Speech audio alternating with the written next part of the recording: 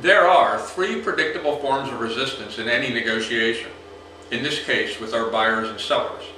I'll explain the first simply by asking you this question. Think before you answer.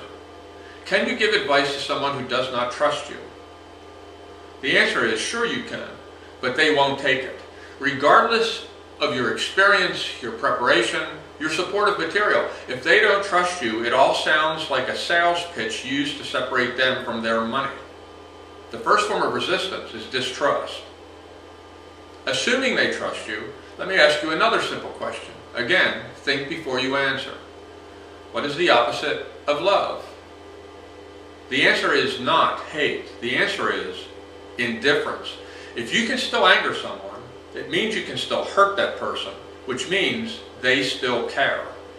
When that's no longer possible, when they simply don't care, you're confronting the second form of resistance, motivation, or more precisely, a lack of it.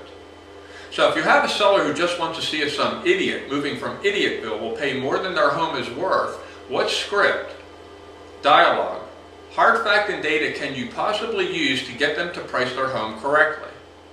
Right, none, because you don't have a pricing problem. You have a motivation problem. Assuming your client trusts you and is motivated and still says at some point, but we need more, but your fee's too high, but we want to offer much less, you have the third predictable form of resistance, the dreaded objection. And that will be the topic of our session on September 17th, how to handle, overcome, and if necessary, answer the most common objections. First, another question. When a seller says, but we need more, but your fee's too high, or a buyer says, but we want to offer much less, is that a good thing or a bad thing?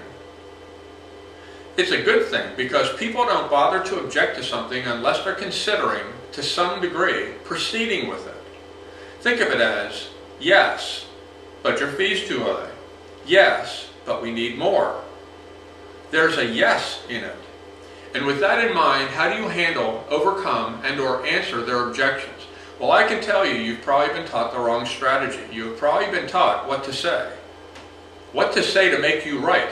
The problem is, in making you right, you automatically make them wrong. There's a fundamental axiom of negotiating. Listen carefully.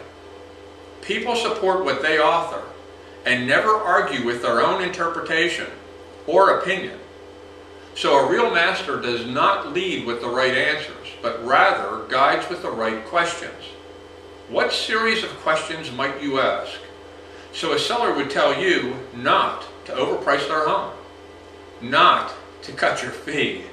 And buyers would tell you they don't want to offer anything less than what would be fair. If that solution sounds intriguing, I'll see you at 1:30 on September 17th in Myrtle Beach at the session entitled Friendly Persuasion, Getting Past No.